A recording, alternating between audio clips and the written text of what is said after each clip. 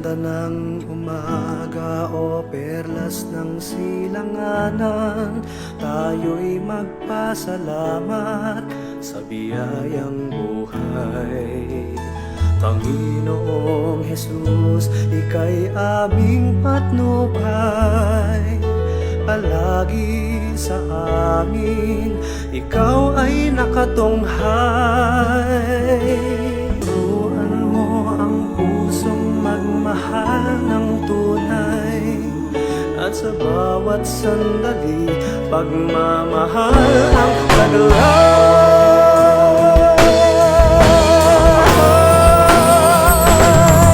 Ilanhin mo sa puso't isip namin, O Diyos, salita ng buhay na iyong taglay, upang namin maging gabay sa aming paglalakbay, sa landas na kakahati ng aming buhay.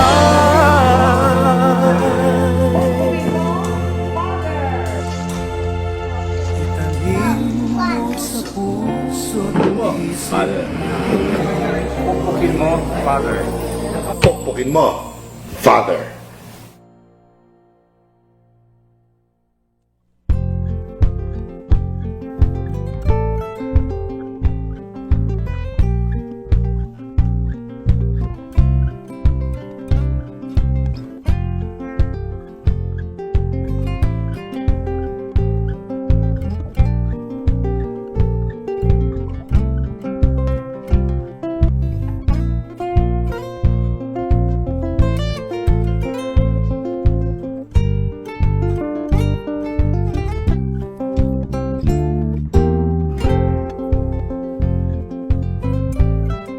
Magandang umaga, Perlas ng Silanganan. Magandang umaga mga kapukpukan. Mabuhay kayo. Hari naman, lagi kayong ligtas sa COVID-19 virus at mapayapa tayong namumuhay kahit sa kabila ng krisis. Ang pupukpukin natin ngayon sa linggong ito ay ang napakagandang ebanghelyo ni Mateo 21:33 hanggang 43 tungkol sa isang may-ari ng ubasan. Ito pong talinghaga ipinagkaloob ng Panginoon na umalis at ipinamahala sa kanyang mga kasama ang ubasan na iyon.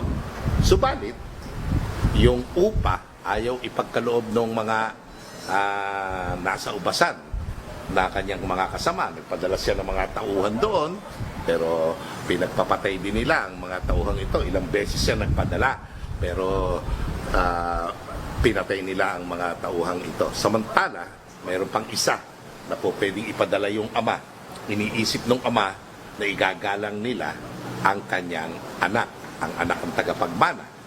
Pero nung ipadala niya yung anak, ganun din ang ginawa ng mga tauhan. Ang sabi, itong tagapagmana, bugbugin natin, patayin natin ang mapa sa atin ng mana.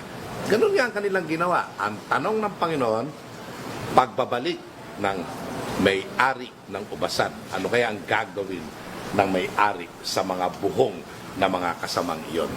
Pupuksain silang lahat. Ang konklusyon, sinabi ng Panginoon, matigas na matigas, sinasabi ko sa inyo, hindi na kayo ang bayang paghaharian ng Panginoon. Ipagkakaloob na ito sa ibang bayan. Ang ibig sabihin, mga minamahal kong mga kapatid, yung ipinagkatiwala sa kanila na ubasan, hindi na lang sila po ang talagang magiging tagapagmana o sabihin natin makikinabang, kung hindi makikinabang na rin po ang lahat. At ang sinabi ng Panginoon sa bandang dulo, ang batong itinakwil ng mga tagapagtayo ang siyang naging panulukang bato. At kahanga-hanga ang bagay nito sapagkat ito ang ginawa ng Diyos. Alam mo, yung hindi pagtanggap ng mga kasama doon sa mga ipinadala hanggang sa ipinadala yung bugtong na anak ay nangangahulugan ng hindi pagtanggap ng bayan ng Diyos sa mga o ng mga matatanda ng bayan, ng mga eskriba, ng mga pariseo, ng mga tao sa panahon ng ating Panginoon sa mga ipinadala ng Diyos para sa kanila, lalong-lalo na ang kanyang buktong na anak. Hindi nila tinanggap ang Panginoon. Actually, yung biggest rejection ay ang krus, kung saan ipinapatay nila ang Panginoon. Pero sa simula pa lamang, dahil yung banal na ebanghelyo isinulat mula sa kamatayan at muling pagkabuhay ng Panginoon pababa, yung ipinakita sa atin ng mga manunulat ng Panginoon ay isinilang sa sabsaban, mga minamahal kong mga kapatid, ay palatandaan din niya ng hindi pagtanggap sa Kanya. Talagang yung pagsasabing wala nang matuluyan, talagang ibig sabihin, walang pwesto sa kanila o puwang yung isisilang na tagapagligtas. At yung dumalaw sa Kanya, mga pastol, mga sumasagisag sa mga itsapwera sa pamayanan ng mga Israelita at yung mga pantas ng mga pagano, ay palatandaan din ang hindi pagtanggap sa Kanya. Ang tanong nasaan yung mga kababayan niya? Kaya mula simula hanggang dulo ng buhay ni Jesus, naranasan niya na talaga yung hindi siya tanggapin yung rejection. At alam mo, mabigat po yung ma-reject maliban sa meron kang high self-esteem. Pagka po low is self-esteem ang isang tao, mababa yung pagturing niya sa kanyang sarili, lalo pong mas mabigat yung karanasan ng hindi pagtanggap. Pero kapag meron ka pong high esteem, self-esteem, mataas ang pagtingin mo sa sarili mo, nang ibig sabihin ay kilala mo ang iyong pagkatao, you have self-enough knowledge, reputation, meron kang mataas na sense of self-respect and love sa sarili, yung pagmamahal sa sarili, alam mo, medyo makaka-adjust ka pa ng konti, makakayanan mo pa yung rejection. Kamukha ng ating Panginoon, ipinakita niya yan kahit ilang beses siyang hindi tinanggap sa banal na buong ebanghelyo, buo yung kanyang sarili, mataas yung kanyang self-esteem. Alam mo, merong 4 na uri ng hindi pagtanggap o tinatawag nating rejections. Ang first na uri ng rejection ay yung tinatawag nating the unspoken rejection. Ano yung unspoken rejection o yung tinatawag nating being ignored? Yung bang hindi ka tinatanggap, kaya hindi ka kinakausap, binabaliwala ka, you are being ignored, merong tinatawag na silent treatment sa iyo, hindi ka, wala, basta, alam mo, you are disregarded. Mabigat po yan, masakit po yan Yung para ka bang itinuring na non-existent, parang hindi ka umiiral. Napakasakit noon. Yun ang pinakamabigat sa hindi pagtanggap, yung ituring kang wala. You're just nobody. Hindi ka nga papansinin. Alam mo naman ang lahat ng tao, ang isa sa pinakakailangan ng tao psychologically, yung siya ay mapansin. Kaya nga meron siyang pangalan, meron siyang pagkakakilanlan, mapapansin siya. Meron siyang identity. Pero pag hindi ka pinapansin, ano ka? Diyos ko, mabigat yun. Masakit yun. Yan ang unang uri ng tinatawag nating rejection. Ikalawang uri ng rejection ay yung the flat out no rejection. Yung tinatawag nating masyadong masakit yung mga pananalita na gagamitin sa iyo, at yung mga taong ito uncaring, walang pagpapahalaga sa iyo. Pero mas masakit pa rin yung una. Alam mo kung bakit? Kasi dito tatanggihan ka At least kahit negatibo, kahit sasabihin sa yung hindi ka namin gusto, kahit na lang papaano, may connection may nakakausap ka may, alam mo, sa psychology, yung mga KSP ng mga bata, mas gugustuhin nilang pagalitan sila sa kanilang yung nagpapapansin, naggugulo sa klase. Alam mo, mas gugustuhin nilang pagalitan sila ng guro Bakit? Kasi napapansin sila. Yun ang totoo. Pero yung hindi mo pansinin kahit anong ginagawa, masakit yun. Kaya Kapag ka pinansin mo, natutuwa yung mga yon kasi napapansin. Ito yun, ito yung pangalawang uri. Tama nga na napansin ka pero tinanggihan ka pa rin. Hindi ka namin kailangan sa aming samahan. Hindi ka namin kailangan sa aming lipunan. Alam mo, nangyayari yan ngayon eh. Yung tinatawag nating no. Ano? Yung flat out no. Ano yung flat out no na rejection na yan? Yung isang tao, ibubuli mo. Ano? Tinanggihan mo yung kanyang pagkatao. Hindi mo tinatanggap yung magandang bagay sa kanya. Ginagawa mo siyang point of ridicule, a laughing stock. Ano? Gagawin mong katatawanan yung isang tao. Masakit po yan. Ano? At ano pa? Bukod po doon sa binubuli, ginagawang point of ridicule, yung ni-humiliate mo yung tao. Yung sabihin mo pa, halos tadyakan mo ano yung tao no? Ibababa mo ng ibababa yung tao, yung kanyang dignidad.